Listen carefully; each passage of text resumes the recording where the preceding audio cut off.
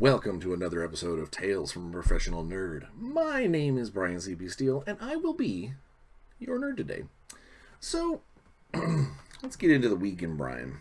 It's been a weird week. Good week, strange week, highly caffeinated week, oddly sleepless week in certain instances. We'll get into that more later. But let's see. Got to play a little D&D last week.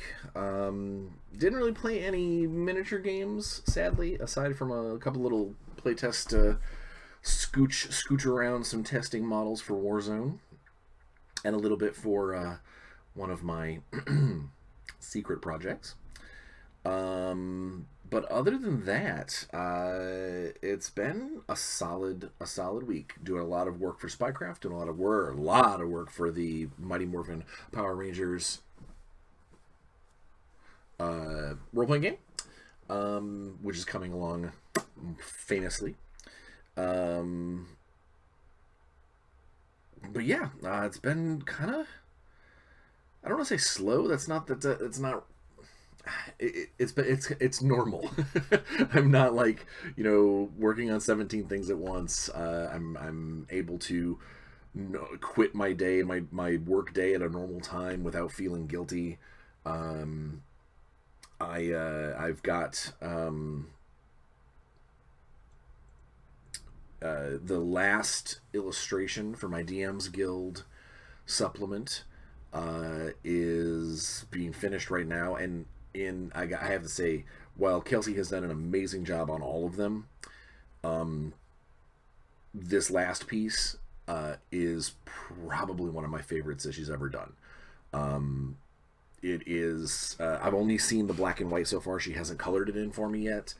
But just the pose and the attitude and the shark. That's right. There's a shark involved.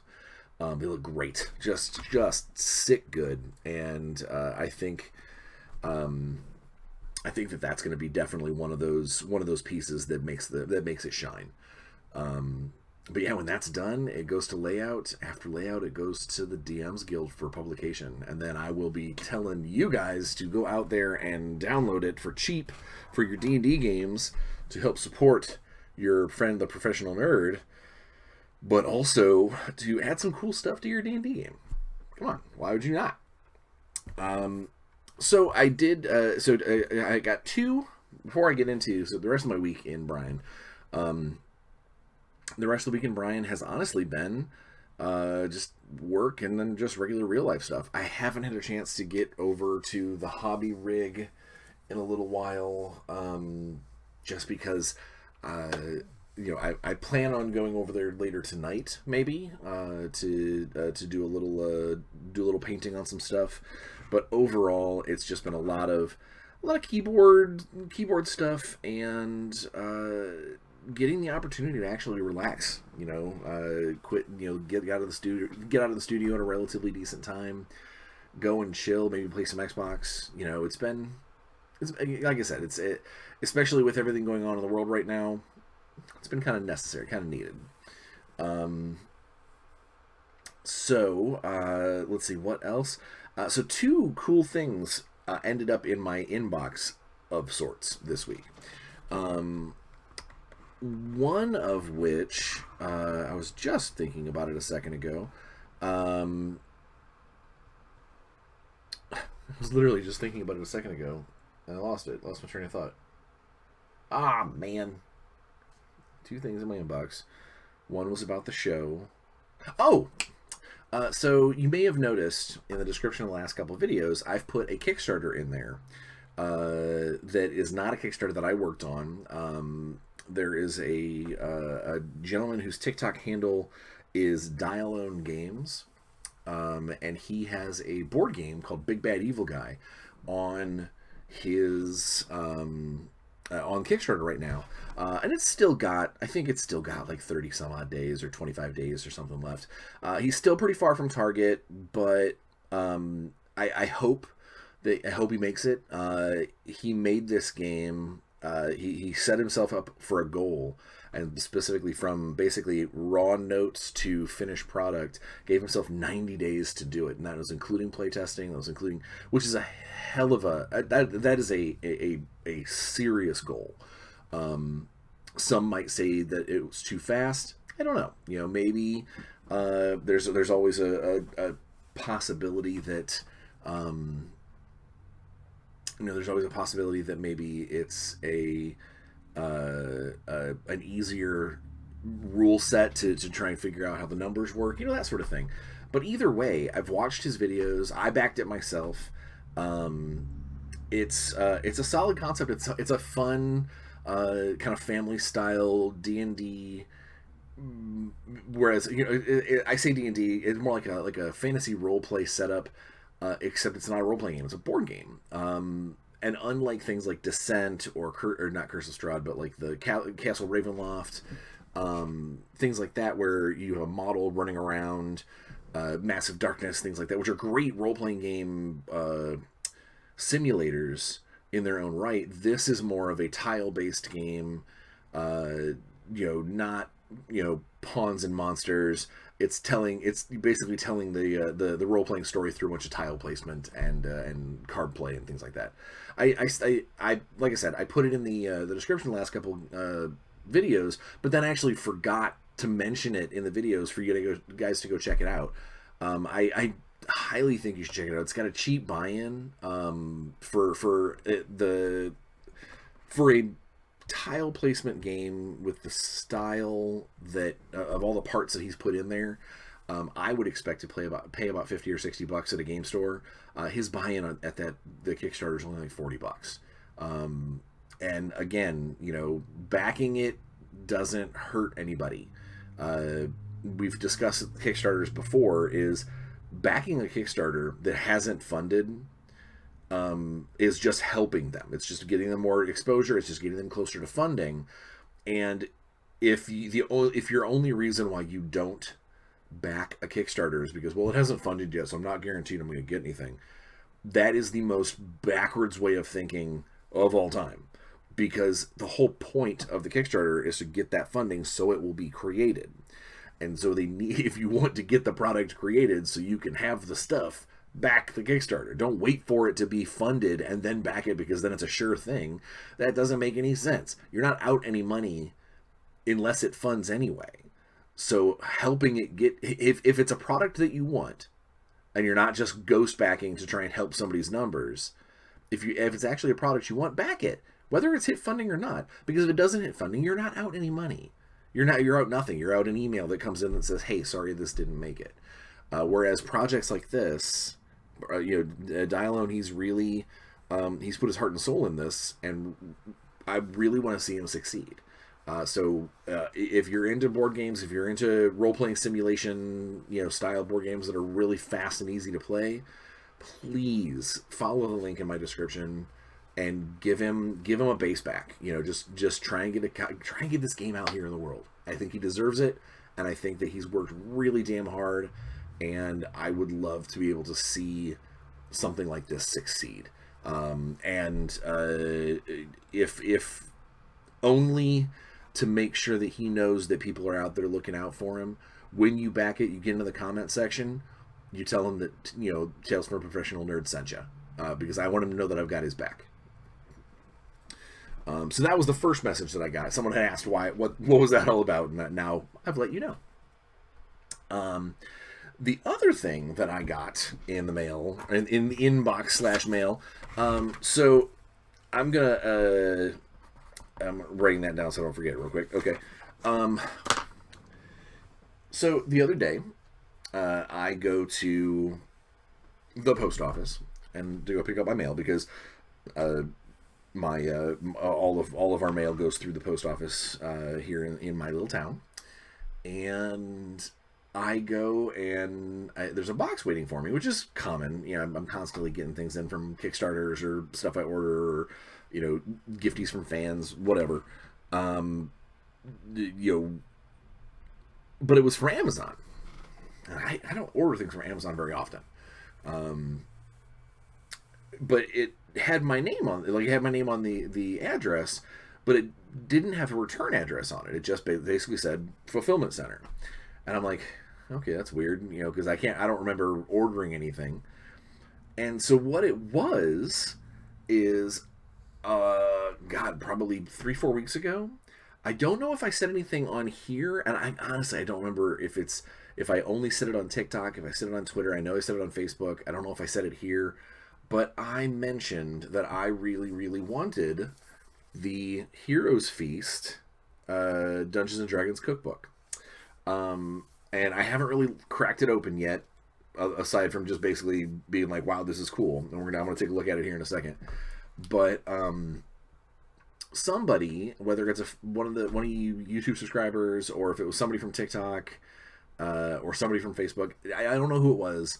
I know this has happened several times before where I've gotten anonymous, prezzies from the outside world, and this is really cool. So if you're somebody from here from the subscribe list that sent this out, thank you so much. And I hope that it will I'll be able to do some cool stuff in the future for it. I know I'm going to do some TikTok lives of cooking some of these things, and one of my very close friends said that I should do a Tales from a Professional Nerd. Set up my camera.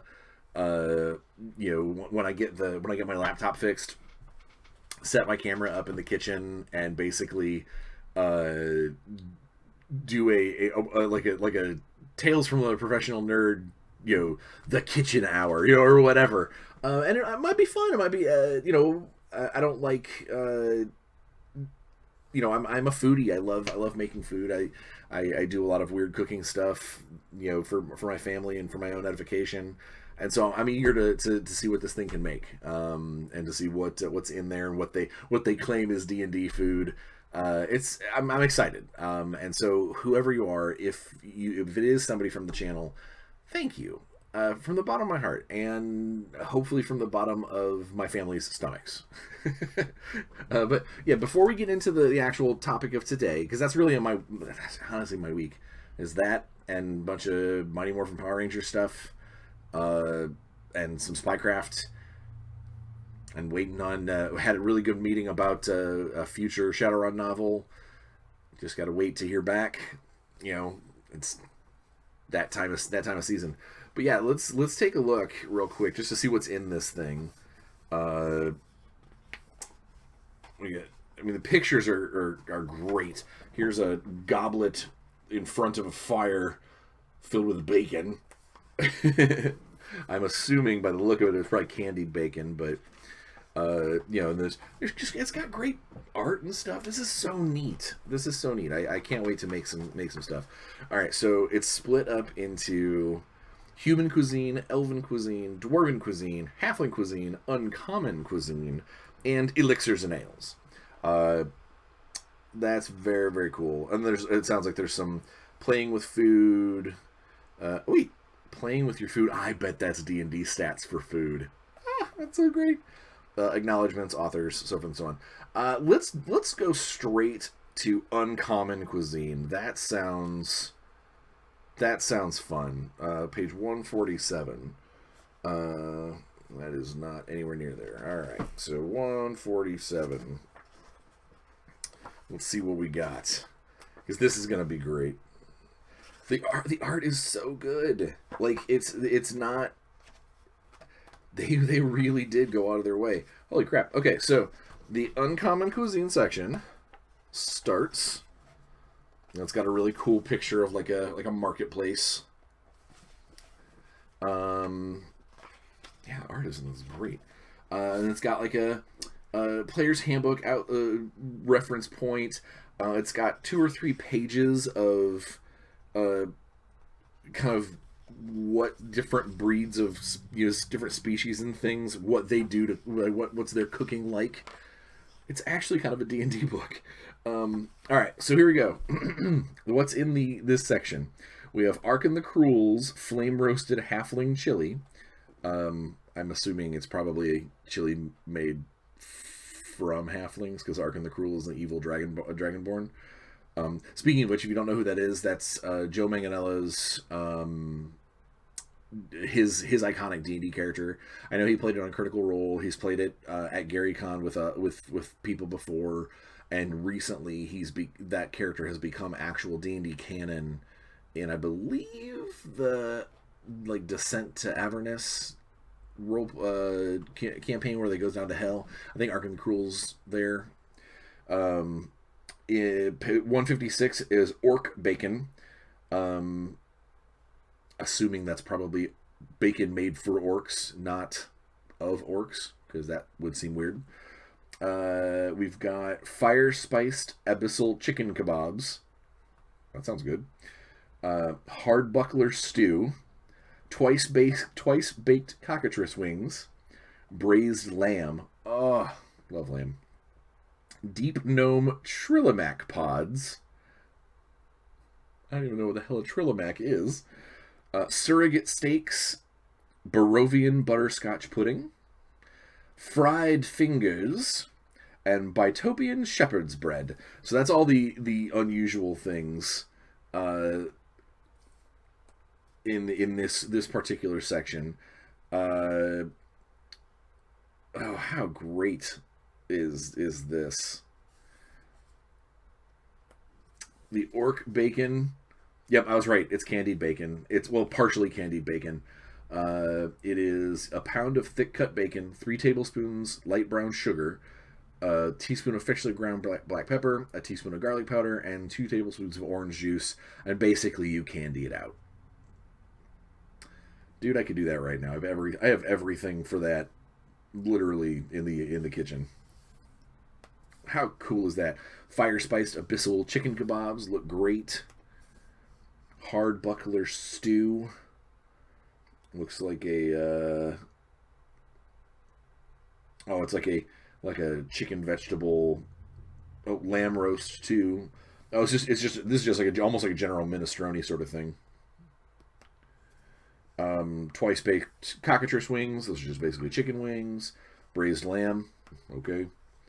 Okay, what's a trillimac pod? I am officially, so this is what the picture shows. A deep known trillimac pod. If it's rare you're seeking, you've come to the right place. Trillimac fungus is okay. It's a mushroom, like a mushroom quiche almost. Okay. Which I'm not big into mushrooms, but we'll see. Surrogate steaks. Oh, it's basically veggie burger steaks. Barovian butterscotch pudding. Fried fingers. What is it? Oh, it's just chicken fingers. It's just chicken fingers with a special sauce. Okay. And Bitopian shepherd's bread is a very heavy looking, almost like a fruit bread. How great is that? So, okay, I'm not going to spend all night. I could probably spend an entire episode talking about this. And when I figure out which one I'm going to do, I probably will. But this is cool. And so whoever you were who sent that to me, thank you. Thank you so much. Because that's awesome. It's super fantastic. And I can't... I know every once in a while I go on my little, like, you guys are great tangents. But I gotta say that between the Necromunda models, the Forge World models, the cookbook, the set of dice that I randomly got in the mail, you guys are great. You are super generous, and in this kind of dark and weird time that everybody is in, sometimes getting a package or getting a letter or getting something in the mail unexpectedly is that bright spark that turns an entire day around. And so I send it out to you guys. Thank you so much. Thank you. Because as now I'll start turning into this week's episode. Earlier this week was voting day in the United States. The America. And I have made it no secret. It's no secret that I am not a fan of the current administration in America, and some of the horrible things that have happened because of who has been in power. So voting this year was very important to me. It was very important to members of my family, lots of my friends. Just a very significant day. Now, the fact that it has become this drawn out, crazy, people screaming, one state stop counting, the other state please count, it's just madness. It only reinforced my thoughts that sometimes real life is indeed stranger than fiction. Because if you would have told me 4 years ago, or even 2 years ago, I probably 4 years ago, like right when he took office, if you would have told me that I would have to tell people that I once believed to be intelligent human beings that no, the news is not lying to you. No, they aren't faking ballots. That no, they're not trying to stage a coup d'etat. It's just democracy in action. It's just math. It's just voting. If I had to tell people that, and that there are legitimate people that I know personally that went out and armed themselves because they thought that this was going to create some kind of civil war, that this was going to be, that there are, that the cult-like worship of the current administration is so blind and so angry if he loses that they would actually go to all-out war with their own people, their own nation, over, honestly, the last time we had a civil war, it was over the legitimate right to possess someone as a being. That's worth fighting for. Fighting for keeping someone who hates you, who steps on you, who spits on you at every possible opportunity, to keep that person in office because you've been duped into thinking that his way is the right way, when the rest of the world, I know my mom used to say, if everybody else in class jumped off a bridge, you would too. No, because that's harmful. But when the rest of the world is getting things right, and we're one of the only ones that are going backwards in time, in culture, regressing as a nation, something needs to be done. And that's what this election was all about. It is saddening. I was actually talking to somebody earlier about this, that what this does, the sheer fact that this election, after the last 4 years, the nightmare that has been the last 4 years in our country, the sheer fact that this has been even remotely a close vote, even the fact that it wasn't a landslide on day one, is so troubling and so disturbing that there are so many people out there, over 60 million Americans, still believe that the horrors, legitimate anti-humane horrors of the current administration, that they wanted another 4 years of that for any reason. I don't care if it, so in the last election, I disagreed, but I understood with some people when they're like, I had to vote for him. I did not want to vote for her. I don't agree with her stance. I don't agree with her past. I don't agree with her in general. I get that. I don't agree, but I get it. This time around, we have been shown 4 years of nightmare, 4 years of regressing socially, regressing in every possible way, with the exception of riding the wake of the 8 years of success of the president before. And that there are 60 million plus people that still were like, hell yeah, that's my guy. Let's do it again. All that does is show me that my nation, that my country, that we once were taught, growing up, we were taught that, it's one of the best nations in the world, one of the first world nations, top of the class, leading the world in blah, blah, blah. All that does is it show me that we were told those things because we needed to believe those things, because that is definitely not the case.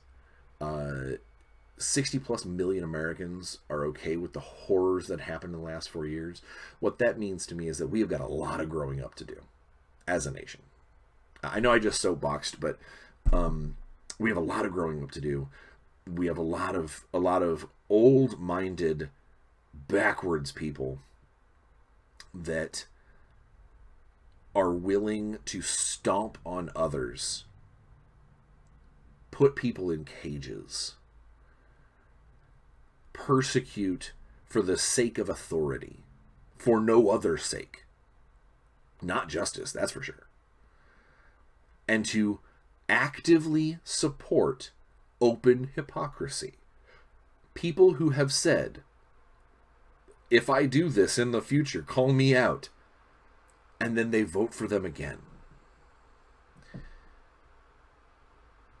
What that means is that as a nation, we have a lot of growing to do. We have a lot of adulting that needs to take place. And it's not going to be fun. It is not going to be pleasant. There's going to be a lot of friendships lost, and there's going to be a lot of families that have some very quiet Thanksgiving tables. But if we come out of it on the other end, a better, more humane people who take care of everyone in the nation, not just the people who look like us, not just the people who obey, then maybe we can join the rest of the world at the big boy table next time around. All right. I know I just totally soapbox, and I said I don't normally get political, but this week has been very, very heavy. All right. So, let's put that heavy stuff away and talk about politics and gaming. Now, when I say politics and gaming, I don't mean social politics. I don't mean, I know there's a big, Tasha's Cauldron is coming out soon for D&D, and there's a lot of people talking about how that's kind of a politics move, because they are removing certain buzzwords, certain triggering elements, to try and make things a little more inclusive for everybody, to make things a little less arguably race baiting on particular elements. Just recently, the Curse of Strahd revamped. By the way, hilarious pun. So, hilarious pun as it is. But it's a very expensive redo of an old product. But it's comes in this really cool box. It's coffin shaped. It's got this neat character sheet specifically for Strahd. Comes with a Taraka deck, which is basically the Ravenloft tarot cards, and it also goes in and removes a handful of terms and scenes and things. They alter some stuff that could be viewed as racially insensitive. Again, kind of the whole kind of social politics in the game. I do want to state before I continue, because this episode is not about it's not about politics like that in gaming. We'll get into what I'm actually going to talk about here in a second.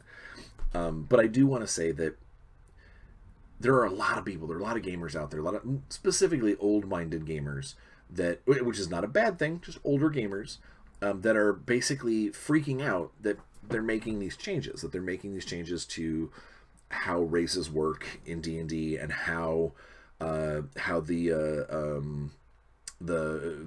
Vishani people in Ravenloft, the Rom, how they're viewed a little better, not quite so stereotypical old-minded gypsies, like that sort of thing.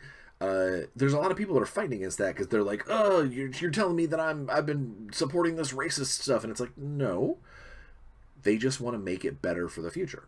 That's it.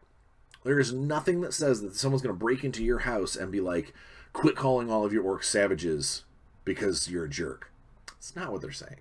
What they're saying is they're, as a company that wants to be able to make sure that as many people as possible enjoy their products, they are altering some of the verbiage, altering some of the way the game plays just a little bit, so that way more audience is happy with the product. Because honestly, one of the number one rules in the DMG is these rules are malleable. These rules are changeable. If you look at a set of rules and say, man, I hate the fact that they've made the orcs into a more homogenized race that doesn't that aren't these barbaric savages that I've got in my head from the last 30 years of D&D, then play them that way. No one's coming to your house, man. or lady. No one's coming to you, knocking on the door and be like, DM police, quit using the word savage when you're talking about orcs. No one's going to do that to you. Play your game. Enjoy your game. Have fun. Don't be mad that someone else might also be having fun. That's one of the biggest things with gaming. The gatekeeping, the exclusivity in gaming is basically saying, I don't want you to have fun unless you're having fun my way. And unless your way is actively taking the fun away from someone else, you're good. Move on. Play your game. Enjoy. Have a great time. Now, if your game is taking fun away from one of your players, or you're playing at a game store and someone overhears your game and goes, oh my god, what a horrible situation, then yeah, maybe you need to tone it down or take it to a less public place, whatever. But at the end of the day, these companies are trying to sell products and they don't want to push people away. And if someone points out to them that this potentially could push customers away, they have every right and should, as a profitable organization, change it. It's just how it is. It's just life. That's not the politics I'm talking about. The politics I'm talking about is when playing in a game or when designing games, specifically any game that has a narrative aspect to it, is how much politics do you put in the way, like actually in the game politics. In a D&D game, do you put out the entire, the king, queen, we figure out all the dukes and duchesses, the earls, do you figure out a landowner based, like, could a character be, just because they have a noble background, could they be a landowner, like a landed noble with a lord title? Could you be called to court? How cool would that be if you're not just a bunch of heroes running around slaughtering monsters, that like maybe your party of adventurers is one of them is a land, whether it's an NPC or maybe one of the player characters. It's even cooler if it's one of the player characters. You make it so they are a landed noble, or maybe the inherit, like you've got a group of, I just had a great idea that I can't wait to use at some point. You get a group of adventurers, normal, let them play for the first handful of sessions, get them up to level 4 or 5, whatever. And then the first time that they hit like a big metropolitan city, or you bring them back into a place that is part of their past history. Someone keeps looking at them, and then like finally some messenger comes up to one of the characters, this character with a noble background, and says, I can't believe it's got. Is this you, Steven Shield? I can't believe it's you. Yeah, it's me. What's up? Wait, you don't know? The Duke of Steven Shield died, malaria, last 2 months ago, and the court has basically just froze the land because you're next in line. What does that character do? Does that character just basically go, no, I don't want to give up adventuring, we're on this quest or whatever, in order to, and then basically just like hand off the rights to the next person, find some, goes to the local, whoever's higher than that, and says, hey, I don't want the castle, I don't want this, that's not my life, I've never wanted this, here you go, who do you leave in charge? Or do they just take it and go, all right, cool, I'm gonna find somebody to manage my my assets, and I'll pilfer the coffers when I can, or anytime we come through we got a place to stay, and then they go away for 6 months and come back and find out that the manager you put in charge is a complete total scumbag who's been slaving on the side and has indentured servants working your land, and your name has been dragged through the mud. There's so much you can do with that kind of politics in a game setting. You take a game like Vampire the Masquerade, whereas it can be a run gun hack and slash. I'm gonna go feed. I'm gonna go blow these up. I'm gonna go fight the werewolves. It can be that kind of game potentially, but the system doesn't really benefit from it nearly as much as you do from a slow burn, mental, emotional game where the politics of the vampire society really come into play. And there is something to be said for putting those characters in places, in situations where it's out beyond their normal standing, or possibly if you've got multiple characters from the same clan in your vampire group, you put a rumor out that the clan's courtly representatives are looking for someone to fill a role, and so now you got 2 or 3 people from the same clan in the same little coterie, the same player group, and do they start backstabbing each other? Do they start setting each other up, knowing that if that's found out, that could end up being looking poorly, even worse on them? So they kind of ride that razor's edge of, I need to look good, but I want to make sure that they don't look good, but I want to make sure that I'm not seen making them not look good. There is a lot of that that can be done in a basic role-playing game that doesn't require super points you don't have to you going to these super deep points expenditures to make sure that your character is, well, I've bought 5 ranks in title or anything like that. You can just build it into the story as a game master or storyteller or DM or whatever, and make it part of your plot. Not every game has to be chase down the bad guy and save the princess. Sometimes a cool game could be a completely courtly game. I used to play. It's been a while. I used to play in a changeling game where it was very courtly. When every game session was technically the Sealy court getting together, and there was a lot of there's a lot of tension. When you find out things that have been going on, this guy's not doing anything. This person is a we've discovered this person could be a traitor. There's all kinds of different things that kind of come out over time that make a courtly game not just even your big burly fighter murder hobo will find something cool to do, because what happens if a fight breaks out in the court? That guy's going to be awesome in trying to keep the peace. but you want to make sure they keep the peace and not just, all right, I killed a bad guy, because kill the bad guy on the courtroom floor. Guess what happens? You now suddenly are being whispered about, or possibly even charges brought up, because you could have, maybe whatever that guy was being attacked for is some kind of conspiracy, and they're like, oh well, obviously this guy killed him to silence him because he's part of the conspiracy.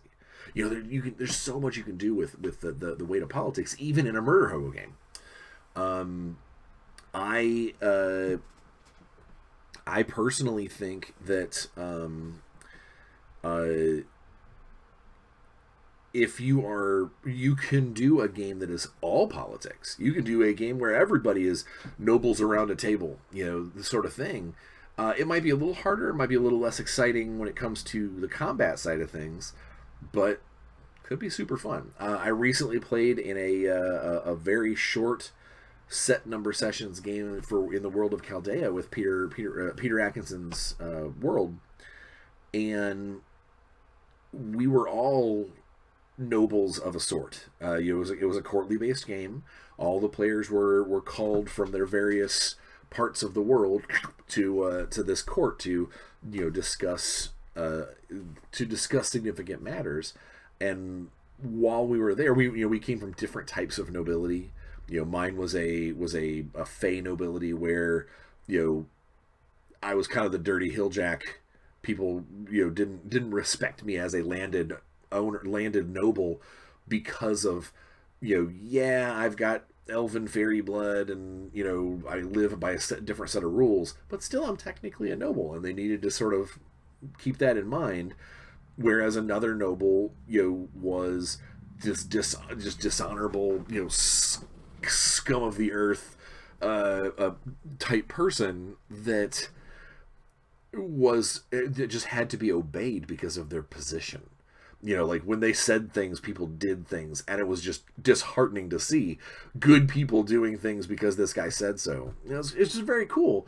And during that game, there was a moment where we're in the kind of the noble role, and during one of the courtly sessions, in come these two peasants with a land dispute, and one of them calls to challenge the other, point of sword kind of thing. I challenge him to a duel over this, stretch of land. And it was really neat because we were in a position, as nobles, we were in a position that we could have stopped it and said, no, we'll figure this out. You just stop. Like you're in the royal court. We're not going to do this. But then there was a factor that this was a tradition in the area, that by stopping that, we're kind of making ourselves look, like we don't care about the traditions of our own people. And then, of course, during the duel, someone was found to be caught, where it was caught cheating. And then it turned into, all of the people who were there watching, a handful of us, of course, the player characters are involved. We all were kind of picked by the local hierarch to find out what happened and bring this is a matter that dishonors the entire court. So bring the truth to light. And it was really cool. It was only a handful of game sessions, but it was really cool to I think we may have gotten into one fight, and it was more or less like hunting down a deer, or getting the jump on a bad guy as he was leaving, and just basically putting him at sword point, and then letting the guards take him away. It was neat being part of the political engine, even if that meant that we had other rules that we needed to follow. Whereas like a Thieves Guild game has their own rules to follow, but then they've got to play nice by the Thieves Guild. It was cool, and I think that there's a lot to be said for trying to make sure that that's involved in your games. Like even if you're playing in a different world, I mentioned Curse of Strahd earlier. If you were playing in Ravenloft in any of the in any of the little pocket dimensions, most of the various lands in the Demiplane of Dread, they all have their own ruler. They all have their own kind of hierarchy, politically speaking, in that place. And I think it'd be really cool. So in Barovia, which is where Strahd is from, if you are part of that, in that nation, if you're dealing with the Strahd game, Strahd is the Lord. He's the king of the nation, effectively. He's the Lord of Barovia, he's the Lord of Castle Ravenloft. The burgomeisters of the different villages and stuff, they all technically have to obey him politically. And it's no secret that he's some kind of monster. It's no secret that people go missing all the time, and there's whispers that he's this this monster that lives in the castle. But it doesn't change the fact that politically he rules there. And if you are the kind of D&D character that is, I'm a paladin of goodness, and you go there and you're like, well, he's a bad guy, I got to go deal with him, you should be arrested. Yeah, you're doing, from as far as the moral compass of things is concerned, as far as your deity is concerned, you're doing the right thing by trying to stop this undead monster who runs a piece of the Demiplane of Dread. But in reality, you're trying to overthrow a king, or overthrow the Lord of the land, and that makes you a criminal. Whether or not you think you're doing the right, alignmentally sound thing, you're still a criminal. And that's where I'm saying that putting that kind of politics into games is pretty cool, because it does put moral dilemmas on people, on a gaming group. It does make them think, if the ruling class isn't so bad, maybe we we throw our lot in with them, get the backing of the local commanders, nobles, whatever's the top of the politics chain, and then that opens up more doors for us. But it also means that we probably now have another set of rules that we've got to follow, because we're trying to be agents of the local king or whatnot. There's just you take a look at someplace like a game based in Waterdeep. There is a ruling council. That city state of Waterdeep isn't just an autonomous town. It doesn't just exist, because eventually it would fall apart. The infrastructure would fall apart. You can't take a city of that size and not have at least some form of inner circle, or some form of top management that's taking care of things, because the people sure as hell can't be considered to make sure the roads work, make sure the oil lamps get lit at night, make sure that the sewer's not filled with 1,000 kobolds. There's an infrastructure that needs to take place, and the politics of that, of who runs the town, who runs maybe it's run in quarters. The different quarters of the town have got different pieces of people ruling. And how cool would that be to almost have like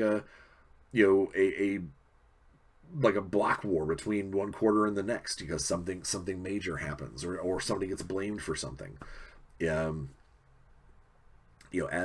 As characters, you find yourself in a town, and to avoid being arrested for doing what adventurers often do, the constable says, you can avoid bars by putting on the badge, because I need as much help as I can because of this thing that's happening. It's not a normal quest. It's not a normal, this is the here's the adventure path. What it is that it's a moment where the local political structure needs bodies, needs people, and you can become part of that. It'd be neat. I think it'd be neat for an adventuring party to come into a smallish village, not tiny, but a couple hundred people, and as part of their adventuring ways, they discover that the mayor's a werewolf, we'll say. And they deal with him. They deal with they find out the mayor's a werewolf. They find out that his aide has been infected, and so is his family. And so like all the upper echelons of anything involving the mayor of this town, they're all werewolves or were-rats or whatever, and get dealt with.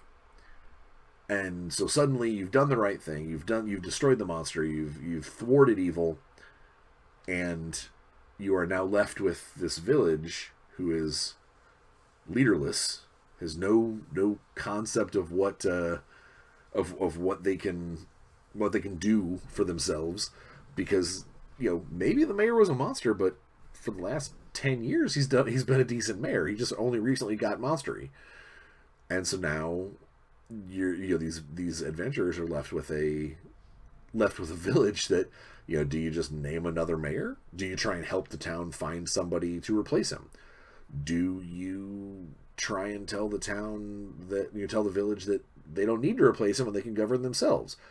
Probably to a disastrous end, several months or years later.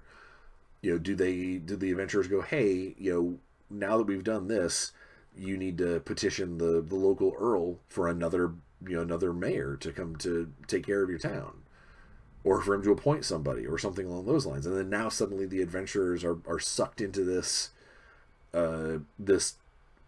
political process of getting a new mayor for the town that they just thought they were like trying to save the day from a monster. They go to the earl and say, hey, this town needs a mayor because we had to kill the last one. And the earl is like, oh, well, you're being brought up on charges because you killed this guy. And you're like, oh, no, he was a werewolf. He was killing people. And they're like, yeah, but he was still the mayor. Like maybe this guy doesn't care.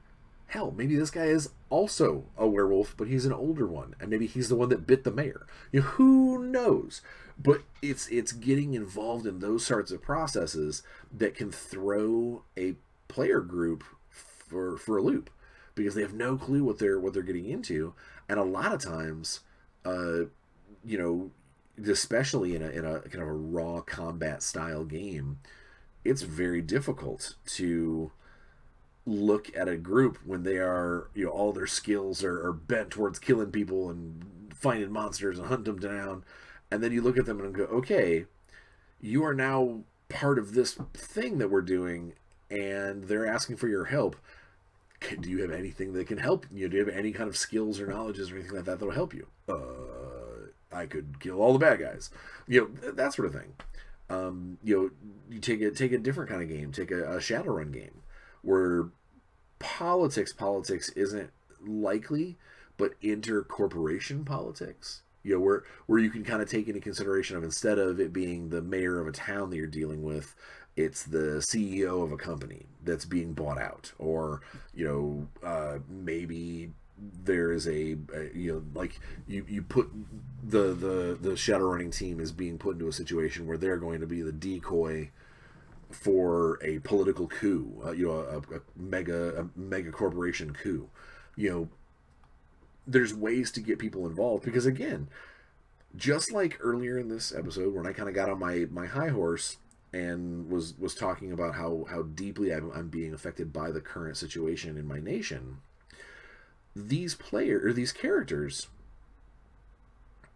a lot of times should have a very similar sort of feel.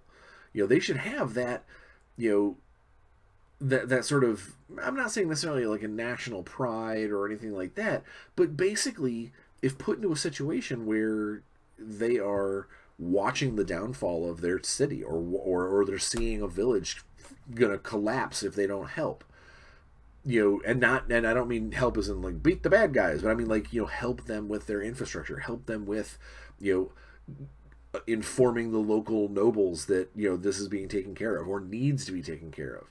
There are things that aren't just face value combat style things or face value curses and bad guys that could make for really, really cool plots, and also really good ways to test your players and their role-playing abilities by putting their characters in situations that they have to that they've got to deal with in a socio-political way rather than just drawing swords and killing everybody.